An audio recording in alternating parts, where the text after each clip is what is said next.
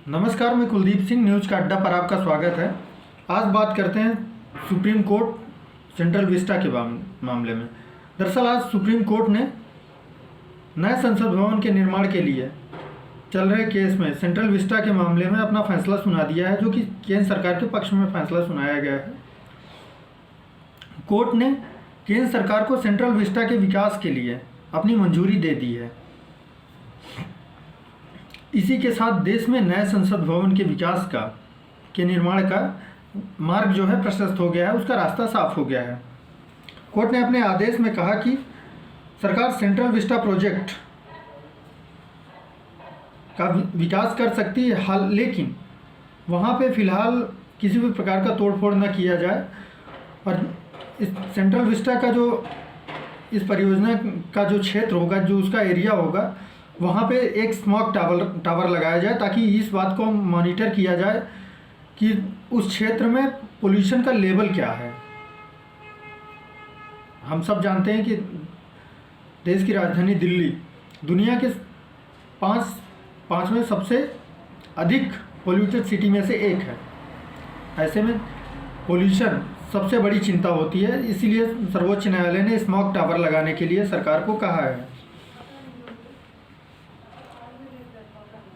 इसी के साथ कोर्ट ने यह भी माना कि जो पर्यावरण की रिपोर्ट सुप्रीम कोर्ट में सरकार ने पेश की थी, पर्यावरण मंत्रालय की पर्यावरण कमेटी बनाई गई थी, इसके लिए कि सरकार ये बताना चाहती थी कि जो सेंट्रल विस्टा प्रोजेक्ट है उसके ज़रिए किसी भी प्रकार के पर्यावरण को नुकसान नहीं पहुंचाया जाएगा। इसके लिए कमेटी की रिपोर्ट पर सर्वोच्च न्यायालय ने अपनी सहमति बताई है। और साथ ही सर्वोच्च न्यायालय ने ये भी कहा है कि कमेटी की जो रिपोर्ट है वह तथ्यात्मक और नियमों के तहत सही है। कोर्ट में यह फैसला सर्वोच्च न्यायालय के 3 जजों की खंडपीठ ने सुनाया है, जिसमें से जस्टिस A.M. खानविलकर, दिनेश माहेश्वरी और संजीव खन्ना की पीठ शामिल थी। इस फैसले को 2-1 के बहुमत से सुनाया गया। दरअसल इसमें जस्टिस A.M. खानविलकर और दिनेश माहेश्वरी तो सहमत थे, लेकिन संजीव खन्ना जी को थोड़ा सा दिक्कत थी उसमें। उन्होंने कहा कि वो इस परियोजना के हिमायती तो मतलब इसका समर्थन करते हैं एक तरीके से, लेकिन इसमें जो लैंड यूज़ का मामला है वो इसके थोड़ा सा असहमत है, इसके खिलाफ हैं। जिसके बाद सर्वोच्च न्यायालय ने जो फैसला सुनाया उसमें लैंड यूज़ के मामले को लंबित रखा गया है, जबकि बाकी परियोजना को सर्वोच्च न्यायालय ने अपनी मंजूरी दे दी है। अब बात करते हैं जब संसद भवन का निर्माण कैसे शुरू हुआ, और जब ये शुरू हुआ तो इसमें क्या क्या अड़चनें आ रही थी। जब नरेंद्र मोदी सरकार ने इसके नए संसद भवन के निर्माण का निर्णय लिया तो इसका काफ़ी विरोध किया गया है। सरकार के इस फैसले का विपक्ष ने, स्पेशली कांग्रेस ने सबसे ज़्यादा विरोध किया। कांग्रेस का आरोप था कि संसद भवन के निर्माण के बहाने जो हमारी ऐतिहासिक धरोहर है, पुराना संसद भवन, सरकार उसे नष्ट करना चाहती है, क्योंकि सरकार उसे गुलामी का एक प्रतीक मानती है, जबकि ऐसा नहीं है। इसके पीछे दरअसल बात यह है कि ये जो पुराना संसद भवन बना था 1921 में एडविन लुटियंस ने इसे बनाया था, इसे डिज़ाइन किया था। तब से 1921 से अब तक 1921 में पुराना संसद भवन डिज़ाइन किया गया था, इसका निर्माण किया गया था, लेकिन आज 2021 चल रहा है, यानी करीब 100 साल बाद ये काफ़ी जर्जर हो चुका है, काफ़ी कमज़ोर है। इसलिए और इसके अलावा इसमें एक और समस्याएं हैं कि क्योंकि पुराने संसद भवन में सांसदों के बैठने की व्यवस्था कम है। इसमें केवल 500 लोकसभा में 542 सांसद ही बैठ सकते हैं, जबकि उसमें 250 के करीब सांसद बैठ सकते हैं राज्यसभा में, ऊपरी सीट में। तो इसलिए भी इसके विस्तार की ज़रूरत थी, तो सरकार ने ये फैसला ले लिया। अब विपक्ष का ये भी आरोप है कि कोरोना संकट काल में इस तरीके से इतना बड़ा खर्च क्यों, ये गैर ज़रूरी है, इसे बाद में भी किया जा सकता था। हालांकि सरकार ने ये फैसला ले लिया है और इसके निर्माण के लिए टेंडर भी जारी कर दिया गया है।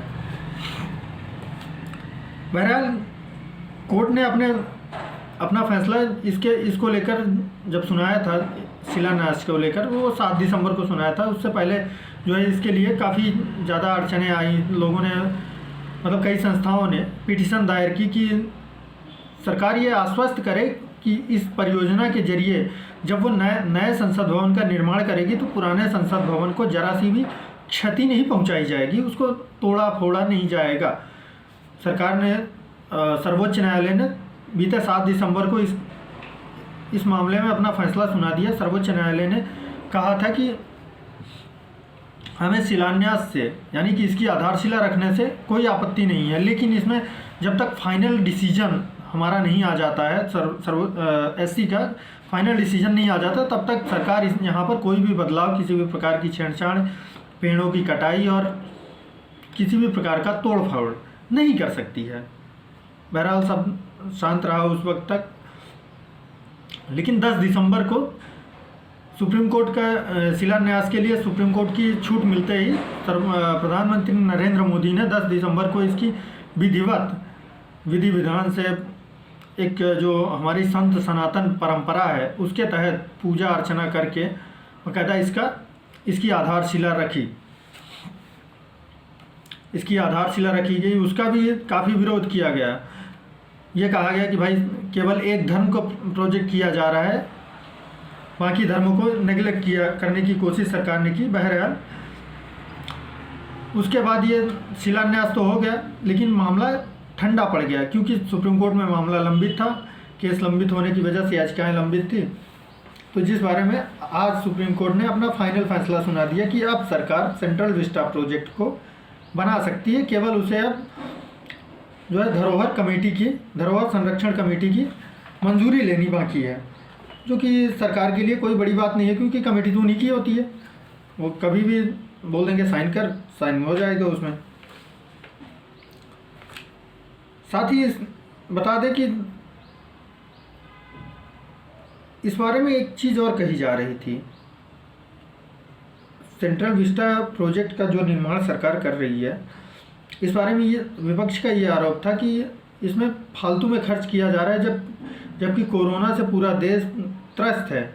ऐसे में कोरोना से लड़ने के लिए सरकार को प्रयास करने चाहिए, ना कि सेंट्रल विस्टा प्रोजेक्ट जैसे फालतू के खर्च में इन्वेस्टमेंट करना चाहिए।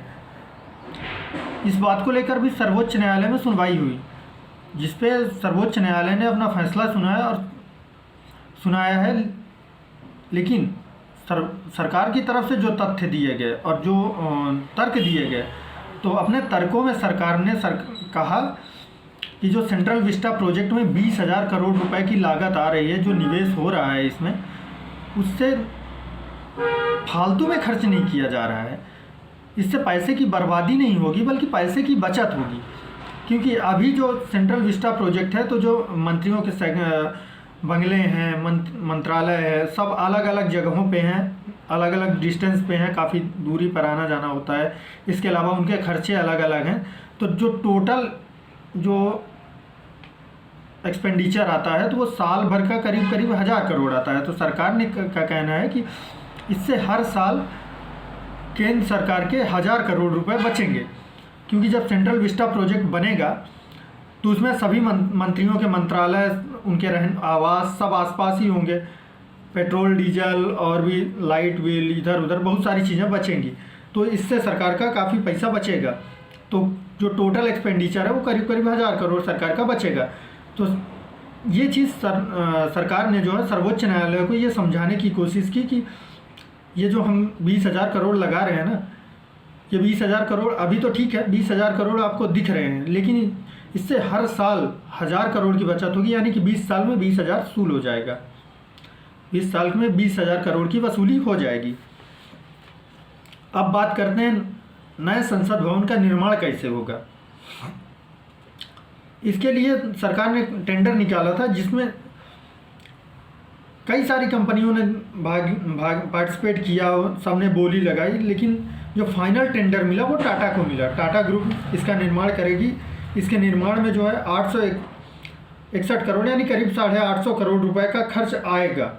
हालांकि माना यह जा रहा है कि 971 करोड़ रुपए की लागत इसमें टोटल आएगी, लेकिन जो टाटा ने बोली लगाई थी वो 861 करोड़ रुपए की लगाई थी। यहाँ बड़ी बात यह है कि टाटा का फील्ड अलग है, लेकिन बावजूद इसके एल&टी जो है देश की बड़ी कंपनी है और जो निर्माण के क्षेत्र में एल&टी का ज़्यादा दबदबा माना जाता है फ़िलहाल। लेकिन बावजूद इसके टाटा ने सबसे अच्छा प्रोजेक्ट रखा, सबसे अच्छी बोली लगाई और उसने ये हासिल की। 7 कंपनियां थी, 7 कंपनियों को पछाड़कर टाटा ने ये टेंडर हासिल कर लिया था। माना जा रहा है कि जो एक अनुमान है कि 2 साल में यह प्रोजेक्ट यानी कि 2023 या 23 तक ये प्रोजेक्ट कंप्लीट हो जाएगा, यानी कि देश को नया संसद भवन 2023 तक मिल सकता है। जो नया संसद भवन होगा, बता दें आपको कि जो नया संसद भवन वो तिकोने आकार का होगा, यानी कि जो वर्तमान हमारा संसद भवन है वो गोले आकार में है, ये वृत्ताकार में है। जबकि जो नया संसद भवन बनेगा, जिसका निर्माण होगा, ये पूरी तरीके से पुराने वाले संसद भवन से अलग होगा। इसमें 4 गेट होंगे, हर गेट से प्रधानमंत्री के लिए आने के लिए अलग गेट होगा, लोकसभा स्पीकर के लिए आने के लिए अलग गेट होगा, सांसदों के आने के लिए अलग गेट होगा, विजिटर्स के लिए अलग गेट होगा। हर चीज़ के लिए अलग अलग गेट है और ये त्रिकोणीय आकार में ये बनाया जाएगा। अब बात करते हैं इसकी कैपेसिटी की। पुराने संसद भवन में करीब 545 सांसद लोकसभा में बैठने की कैपेसिटी है और अपर हाउस यानी कि राज्यसभा में 250 के करीब सांसदों के बैठने की व्यवस्था है। जिस तरीके से देश में परिस्थितियां बदल रही हैं, तो देखा ये जा रहा है कि हो सकता है भविष्य में सांसदों की सीटें भी बढ़ें, क्योंकि नए नए कॉन्स्टिट्यूएंसीज बनेंगे तो सांसदों की सीटें भी बढ़ेगी। ऐसे में इसके पुराने संसद भवन के विस्तार की भी परियोजना चर्चाएं चल रही थी। बहरहाल ये भी हो गया है। जो हमारा नया संसद भवन बनेगा उसमें लोकसभा में 888 सांसद बैठेंगे और जब इसका कंबाइन सेशन होगा लोकसभा और राज्यसभा का तो 1224 सांसद बैठ सकेंगे इसमें। जबकि केवल अगर राज्यसभा की देखी जाए 384 सांसद इसमें बैठ सकेंगे।